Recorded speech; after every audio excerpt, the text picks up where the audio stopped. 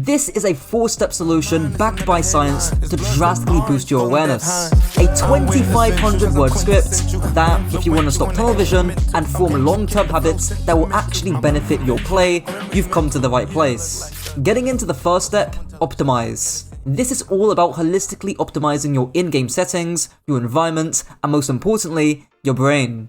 Settings and peripherals are the basics, and really, this is to the bronze and silver players in my audience. Please make sure your FOV is maxed out so you can literally see more of what's happening and hence be more aware of your surroundings, adjusting your sense so you can easily turn around and see what's behind you or to your sides, and ensure you actually have a headset for directional audio. You don't play with game sound? Never. If you mean like training other skills, like training general like situational awareness, making sure you're forcing yourself to look around because you haven't got sound on, that's fair enough, but I would recommend doing that quickly. I don't like mentioning the obvious, but the fundamentals are important. Now into music and how that can impact awareness. Like most people, I thought listening to music was a bad thing when you play, since it's an additional distraction. But then, after looking at a paper on the effect of background music on task focus and attention, background music can actually be beneficial to attention. You want to strike this balance between mind wandering, so low arousal states which can occur when you're bored, and excessive external distraction, so high arousal states which can occur when you're dealing with complex, difficult tasks. The research in the study, as well as the research from previous studies, suggests that music can increase focus and sustained attention if you're doing a low arousal, boring task. However, if the task is more difficult and more engaging, and there's a higher level of arousal, background music will lead to worse performance. I asked one of my players who's a peak 26 sim player, and this is what they said. Surely you get distracted while you're listening to the music. No, my music is very quiet, like I only hear it when nothing is happening. And this actually makes perfect sense. Only listening to music in between fights when you're in a low arousal state can actually prevent boredom and get you to a higher arousal state. But you don't want to be hearing or listening to that music when you're in the middle of the fight, as you're highly aroused and the music is just going to be another distraction. In short, if you find the game too overstimulating and there's too many things to focus on, don't bother spinning that new Kendrick. However, if you find yourself literally mind-wandering in your games and you're not consciously thinking before a fight begins, perhaps putting some background music on low volume could help.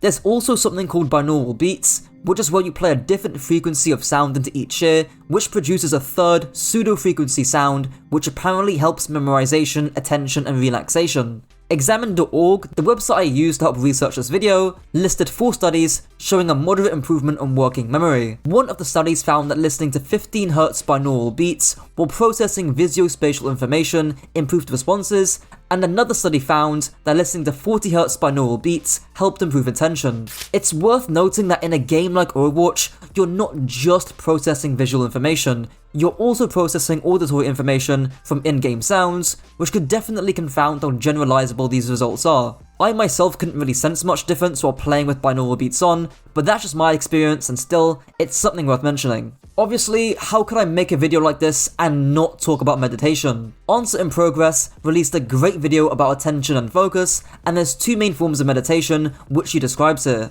Open monitoring, where you observe your experiences in real time without reacting, you just recognize things as they are. And focused attention, where you concentrate on something specific, like breathing. In a meta-analysis of 87 studies of focused attention, open monitoring, or both, the researchers concluded that, regardless of which technique was used, meditation increased attentional capabilities across the studies. When applying this to Overwatch, it's actually pretty simple. Meditation is probably the #1 most important thing you can do to prevent tunnel vision, because when you're meditating, at least in the focused attention technique, you're constantly building awareness of when you lose focus.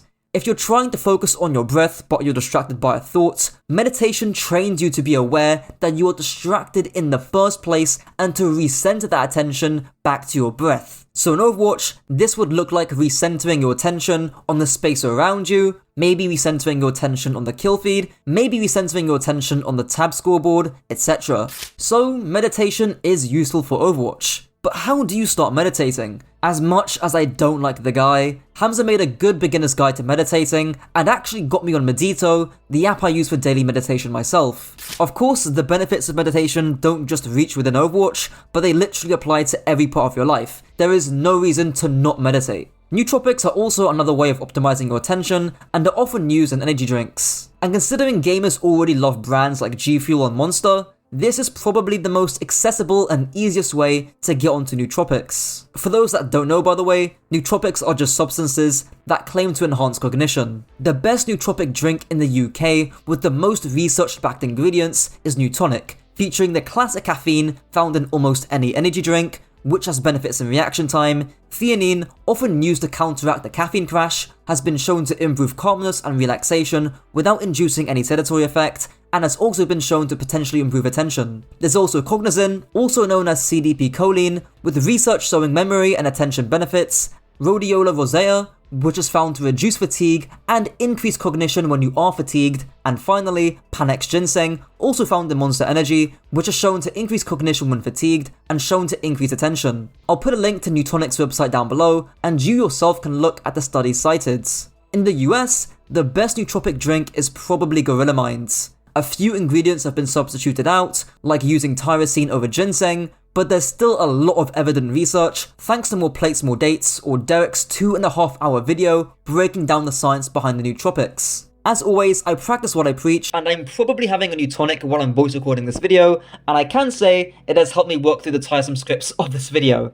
As much as I don't want to talk about this stuff, because of how important it is, I need to go over it. Guys, have at least a somewhat balanced diet. I'm not telling you to do a Brian Johnson and go on some extreme regimented diets, just be a little bit more thoughtful about what you put in your mouth. No pause. I mean, Gregor, an R6 content creator, has been preaching this for years.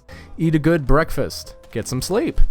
I'm serious. You might surprise yourself with how much easier it is to focus when you start treating your brain like the organ that it is. And sleep, as he mentioned there, is the last part to the optimize section. Johnson actually had a pretty good and simple video on it, as well as Answer in Progress, who took a more holistic approach and thinking about the things around sleep rather than just the sleep itself. I don't think I have to explain why sleep is important. I've told my players before, you don't want to be missing that critical widow shot or forgetting to do a rotation because you're tired.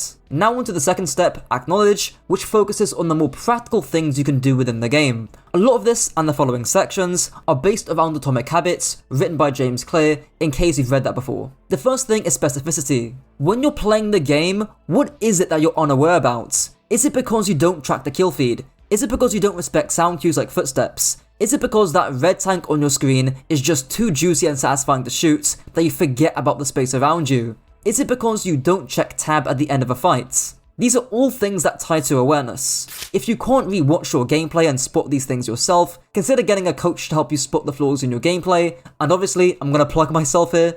My most recent client actually mentioned this himself, and he's a Masters Tracer player, so if you want to get the best coaching around, check the top link in the description. Now onto the third step, Isolate. Now I know the previous step was short, but once you know what to work on, chances are there's probably more than one thing that needs improvement in your play. As OC, a tier 2 coach for D Imperial, says, what's often the case is that players don't even know where to begin or where to start with regards to improving their own play. Now, if you're a coach, they'll often prioritize that for you in terms of what's the most important thing to work on, but you don't need a coach to just isolate a specific aspect of your play. What's great about this is that there's some psychological evidence to support prioritization. In Badley and Hitch's A Multi-Component Model of Working Memory, in the section on attention and control, they state the following. We find that prioritizing an item boosts its retention at the cost of poorer memory for low priority items. So what does that mean for you if you're playing Overwatch? That means that if you're going to prioritize an aspect of your play, let's say mid-fight rotations,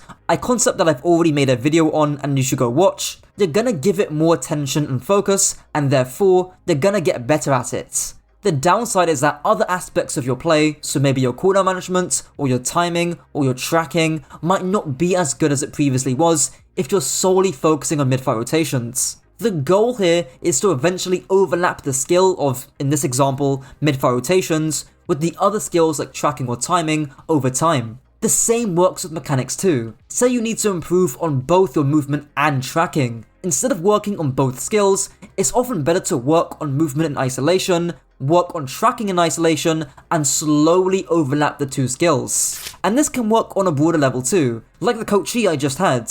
He had great mechanics, but positioning was the thing he needed to work on in isolation. And once he started working on positioning in isolation, and overlapping that with his mechanical skill, he started melting lobbies and making them look like plat players. The last step now is to just practice or repeat, and there's a few practical things you can do. The first is utilizing the law of least effort, or as James Clear puts it in Atomic Habits, the 2-minute rule. The idea is that your first action will act as a prerequisite for good habits to do later down the line. Clear gave the example that in order to run a marathon, you first need to put on your shoes. Ethan Chablowski applied this 5-step framework to cooking because he's a cooking channel, so let's apply this to Overwatch because I'm an Overwatch channel. Say you want to get into the habit of fight planning at the end of a fight. Well, the first, very easy thing to do is to press tab. It's almost impossible not to do, just press a button. Then, the easy step is to just track your counterpart's ultimates. So, if you're playing tank, track the ultimate for the enemy tank. The moderate step is to then track all the ultimates on the boards. The hard step would be forming a fight plan based on that set of information, and the last, very hard step would be fight planning throughout an entire map. Some habits aren't going to be as grand or as hard as consistently fight planning, but the idea is that if you want to build more awareness by checking your surroundings or checking what's behind you, the first step to doing that should be almost impossible not to do. You should also try and make the habit as obvious as humanly possible. For example, John Galt, ex-head coach for Justice and ex-assistant coach for Gladiators, advised players to use sticky post-it notes to remember what to work on. It's just natural to autopilot when you play like a huge amount of time. A good way to improve, for instance, what I used to tell my old contenders team is to get post-it and write down maybe 2 or 3 of your biggest recurring mistakes. Get your VOD reviewed. Review your own VOD. You know you have 2 or 3 bad habits. If you have or play with a friend in a group as well, you can have them influence you to also improve at the game. Think of it like having a gym bro but for Overwatch. Social influence is a real thing and can motivate you to actually improve at the game and stick to the habits. If you're playing in a team and everyone in your team wants to improve, that's going to influence you as well. The last way of practicing, and arguably the most boring way, is through experience and repetition. In a study measuring how long it takes to form habits, researchers found that it can take anywhere from 18 days to 254, with I think the average being 66. This wide variance is due to individual differences, as well as the complexity of the habits. A habit like drinking water or an energy drink is probably easier to do than going to the gym, and the same applies to Overwatch. I'm planning to make a video too on consistency in the future, but long story short, you have to go through the grunt of trial and error and missing out opportunities and forgetting to ult track and forgetting to rotate and forgetting to check your backline before walking in order to form that habit long term. Think of any skill you learn, whether that's driving or learning an instrument. You have to put in the hours. Now onto further resources. The only other video on awareness was one made by Spylo, but that one is obviously a lot shorter than this video, but still worth a watch on awareness habit formation. Speaking of habit formation, Atomic Habits is worth a read, but if you don't like reading at all, I recommend watching this 30-minute summary, which is very digestible. Links to all the studies and further videos will be down below, and as always, if you find this video helpful, please do share it around. I don't think there's another Overwatch content creator doing what I'm doing for basically 2k views. Until next time.